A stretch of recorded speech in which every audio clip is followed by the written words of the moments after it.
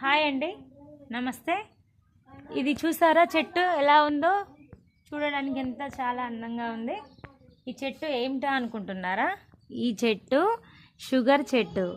ఎవరికైతే షుగర్ ఉంటుందో వారు ఈ ఆకులు తింటే షుగర్ తగ్గిపోతుందట.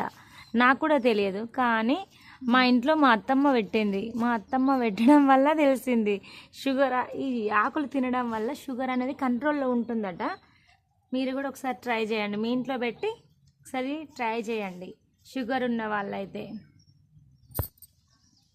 చూడండి, ఇది మా నందివర్ధన చెట్టు, బాగుంది కదా. నెక్స్ట్ ఇది మా గులాబీ చెట్టు. చూడండి, అక్కడ మందార చెట్టు. చూడండి, ఇది గులాబీ చెట్టు. అక్కడ ఉంది చూడండి, అది మందార చెట్టు. అక్కడ మధ్యలో ఉంది చూడండి, అది బత్తాయి చెట్టు. చూడండి మా మొక్కల తోట ఎలా ఉంది, పూల తోట అండ్ బత్తాయి చెట్టు కూడా ఉంది. మీకు బత్తాయిలు కూడా చూపిస్తారండి. చూడండి, అక్కడ బత్తాయిలు కూడా కాస్తాయి. చూసారా, మా ఇంట్లో ప్రతి ఒక్క మొక్క, ప్రతి పూల తోట, పండ్ల తోట చూసారా, బాగుంటాయి. కామెంట్ చేయండి, లైక్ చేయండి, సబ్స్క్రైబ్ చేయండి. హాయ్ అండి, నమస్తే. ఇది చూసారా చెట్టు ఎలా ఉందో? చూడడానికి ఎంత చాలా అందంగా ఉంది.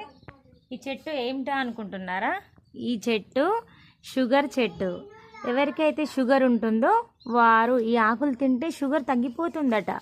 నాకు కూడా తెలియదు, కానీ మా ఇంట్లో మా అత్తమ్మ పెట్టింది. మా అత్తమ్మ పెట్టడం వల్ల తెలిసింది షుగర్ ఈ ఆకులు తినడం వల్ల షుగర్ అనేది కంట్రోల్లో ఉంటుందట. మీరు కూడా ఒకసారి ట్రై చేయండి, మీ ఇంట్లో పెట్టి ఒకసారి ట్రై చేయండి షుగర్ ఉన్న వాళ్ళైతే. చూడండి, ఇది మా నందివర్ధన చెట్టు, బాగుంది కదా. నెక్స్ట్ ఇది మా గులాబీ చెట్టు. చూడండి, అక్కడ మందార చెట్టు. చూడండి, ఇది గులాబీ చెట్టు. అక్కడ ఉంది చూడండి, అది మందార చెట్టు. అక్కడ మధ్యలో ఉంది చూడండి, అది బత్తాయి చెట్టు. చూడండి మా మొక్కల తోట ఎలా ఉంది, పూల తోట అండ్ బత్తాయి చెట్టు కూడా ఉంది. మీకు బత్తాయిలు కూడా చూపిస్తారండి. చూడండి, అక్కడ బత్తాయిలు కూడా కాస్తాయి. చూసారా, మా ఇంట్లో ప్రతి ఒక్క మొక్క, ప్రతి పూల తోట, పండ్ల తోట చూసారా, బాగుంటాయి. కామెంట్ చేయండి, లైక్ చేయండి, సబ్స్క్రైబ్ చేయండి.